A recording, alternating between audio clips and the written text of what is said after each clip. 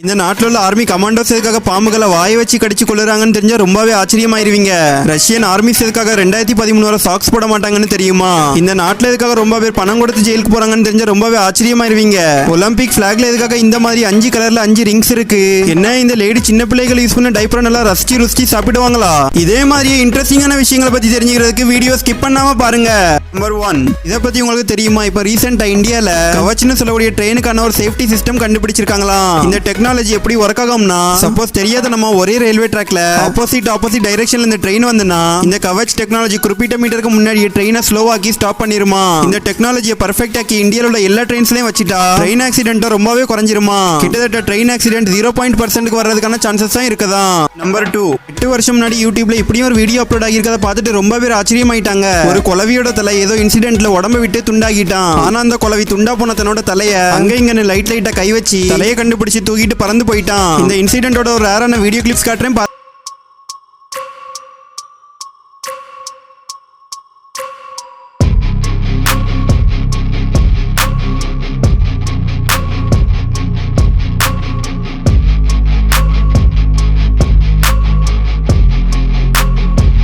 பாம்புகளை பிடிச்சு தன்னோட வாயை வச்சே கடிச்சு கொண்டுருவாங்களாம். லெபனான்ல இப்படியும் ஒரு ட்ரெடிஷன் இருக்குதான். ஆர்மியில உள்ள கமாண்டோஸ் எல்லாருமே அவங்களோட தைரியத்தை காட்டுறதுக்காக இந்த மாதிரி பாம்புகளை பிடிச்சு தங்களோட வாயை வச்சு கடிச்சு கொண்டுருவாங்களாம். அது கூடவே சில சமயம் ரொம்ப பேர் பாம்புகளை அப்படி சாப்பிடையும் செஞ்சிருவாங்களாம். இதெல்லாம் மக்கள் மத்தியில தங்களோட தைரியத்தையும் பலத்தையும் காட்டுறதுக்காக தான் இப்படி பண்றாங்களாம். நம்பர் 4, நார்மலா எல்லாரும் கை தட்டுறது 2 கையை வச்சு தான் கை தட்டுவாங்க. ஆனா அமெரிக்காவை சேர்ந்த ஒரு ஆளு ஒரு கையை வச்சு கை தட்டி வேர்ல்ட் ரெக்கார்ட் பண்ணிருக்காராம். கோரின்னு பேர் கொண்ட இந்த ஆளு தன்னோட ஒரு கையை வச்சு ஒரு நிமிஷத்துல கிட்டத்தட்ட 468 தடவை கை தட்டி கின்னஸ் புக் ஆஃப் வேர்ல்ட் ரெக்கார்ட்ல இடம் பிடிச்சிட்டாராம். இதுக்கு முன்னாடியே ஒரு சிலர் இந்த மாதிரி ஒரு கை வச்சு கை தட்டி வேர்ல்ட் ரெக்கார்ட் பண்ணிருந்தாங்களாம். ஆனா இவர் அவங்க எல்லாரோட ரெக்கார்டையும் பிரேக் பண்ணி வேர்ல்ட் ரெக்கார்ட்ல இடம் பிடிச்சிட்டாராம்.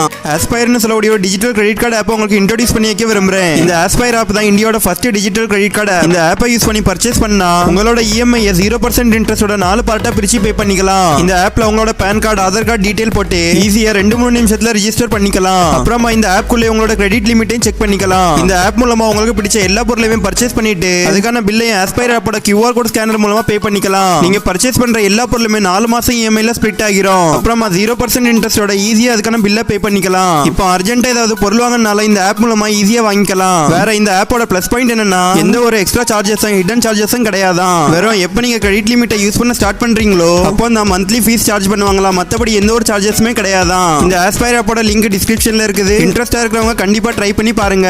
நம்பர் 5, இதை பத்தி உங்களுக்கு தெரியுமா? 2013க்கு முன்னாடி வர ரஷ்யன் ஆர்மிஸ் எல்லாருமே ஷூக்காக சாக்ஸை யூஸ் பண்ணவே மாட்டாங்களாம். எதுக்காக யூஸ் பண்ண மாட்டாங்கன்னா ரஷ்யன் ஆர்மிஸோட ஒரு பழைய ரூல் படி கால்கள்ல இந்த மாதிரி துணியை சுத்தி வச்சுட்டு தான் ஷூ போடுவாங்களாம். இதோட பேரு பார்ட்டி ஆங்கின்னு சொல்லுவாங்களாம். அப்புறமா வருஷங்கள் போக போக ஒரு சில கேஸ் எல்லாம் நடந்து 2013ல இருந்து மோஸ்டா ரொம்ப பகுதிகளில் உள்ள சோல்ஜர்ஸ் எல்லாருமே சாக்ஸை யூஸ் பண்ண ஆரம்பிச்சிட்டாங்களாம். நம்பர் 6, நார்மலா எல்லாருமே கடல் கன்னிகளோட கதையை பத்தி கேள்விப்பட்டிருப்பீங்க. ரொம்ப பேர் அதெல்லாம் உண்மைன்னு நினைப்பாங்க, ரொம்ப பேர் அதெல்லாம் பொய்ன்னு நினைப்பாங்க. ஆனா இப்ப ரீசெண்டா ஜப்பான்ல கொஞ்சம் ஆராய்ச்சியாளர்கள் சேர்ந்து 300 வருஷம் பழமையான சின்ன கடல் கன்னியோட உடம்ப கண்டுபிடிச்சிருக்காங்களாம். இதோட இடுப்புக்கு கீழ்பகுதி ஃபுல்லாவே மீன்கள மாதிரி இருக்கதான். வேற இடுப்புக்கு மேல் பகுதி ஃபுல்லாவே கிட்டத்தட்ட குரங்குகள் மாதிரி இருக்கதான். வேற நகங்களும் முடியும் மனுஷங்களுக்கு இருக்கிறது மாதிரியே இருக்கதான். இந்த கடல் கன்னிகள் எல்லாம் உண்மையா இல்ல பொய்யான்னு உங்களோட கருத்தை கமெண்ட்ல சொல்லுங்க. நம்பர் 7, யுனைடெட் கிங்டம்ல உள்ள ஒரு பெரிய ஸ்கூல் காலேஜஸ்ல உள்ள புக்ஸ்ல இந்தியன் ஆக்டர் ஷாருக் கானோட வாழ்க்கை ஒரு சப்ஜெக்ட் ஆட்டு வச்சிருக்காங்களாம். இந்த சப்ஜெக்டோட பேரு ஷாருக் கான்னு வச்சிருக்காங்களாம். எதுக்காக இவரை பத்தி புக்ஸ்ல போட்டிருக்காங்கன்னா ரொம்பவே கஷ்டப்படுற ஃபேமிலில இருந்து முயற்சி செஞ்சு கஷ்டப்பட்டு இன்னைக்கு இந்தியால உள்ள ஒரு டாப் ஆக்டர் ஆட்டி இருக்காராம். இது காரணமா இவரோட லைஃப் வச்சு ஸ்டூடெண்ட்ஸ் எல்லாரையும் மோட்டிவேட் பண்றதுக்காக தான் இவரோட வாழ்க்கையை ஒரு சப்ஜெக்ட் ஆட்டு வச்சிருக்காங்களாம். இதை படிச்சு ஸ்டூடெண்ட்ஸ் மோட்டிவேட் ஆகி லைஃப்ல ஏதாச்சும் சாதிக்கிறதுக்காக.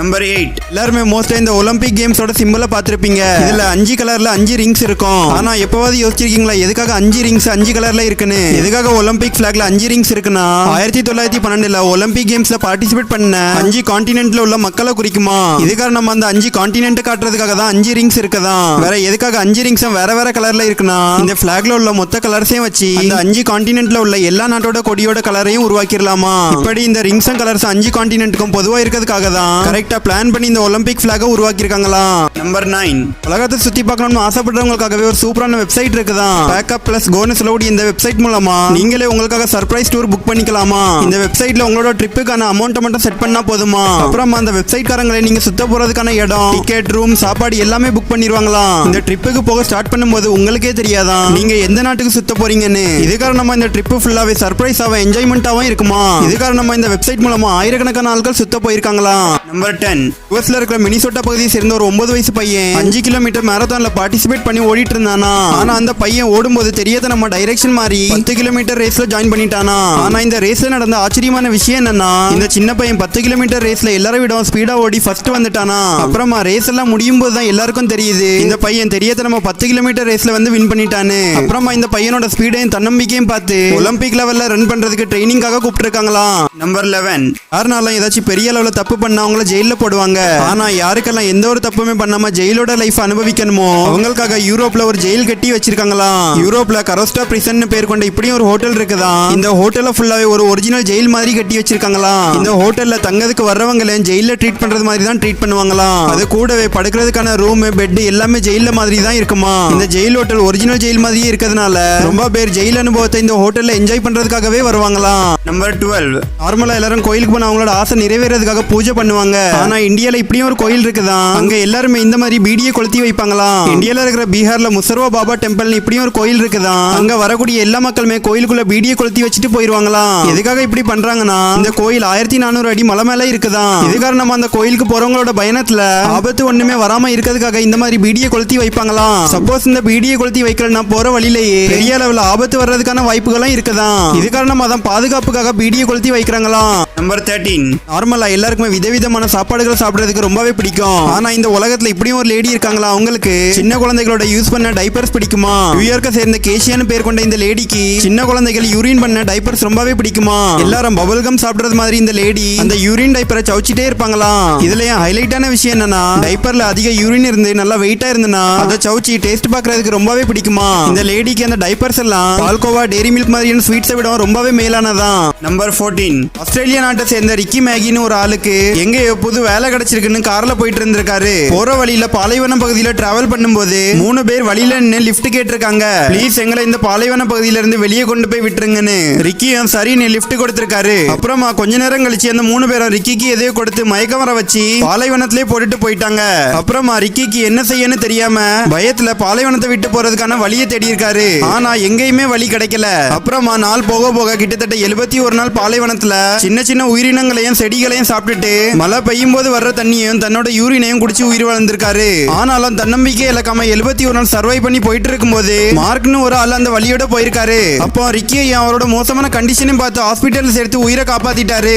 ரிக்கி பாலைவனத்துல மாற்றதுக்கு முன்னாடி உள்ள போட்டோ தான் இது. 106 கிலோ. ஆனா ஹாஸ்பிட்டல்ல சேர்க்கும் போது இவரோட வெயிட் வெறும் 48 கிலோ தான் இருந்திருக்கு. இவரோட தன்னம்பிக்கை பத்தி நீங்க என்ன நினைக்கிறீங்கன்னு கண்டிப்பா கமெண்ட்ல சொல்லுங்க. இதே மாதிரியே என்ன இன்ட்ரெஸ்டிங்கான வீடியோஸை பார்க்கறதுக்கு அன்னோன் ஃபேக்ட்ஸ் இன் தமிழ் சேனலை சப்ஸ்கிரைப் பண்ணுங்க. நம்ம சேனல்ல என்ன இன்ட்ரெஸ்டிங்கான வீடியோஸ் இருக்கோ அதையும் பார்க்க மறந்துடாதுங்க. அடுத்த வீடியோவில் சந்திக்கும் வரை பை பாய்.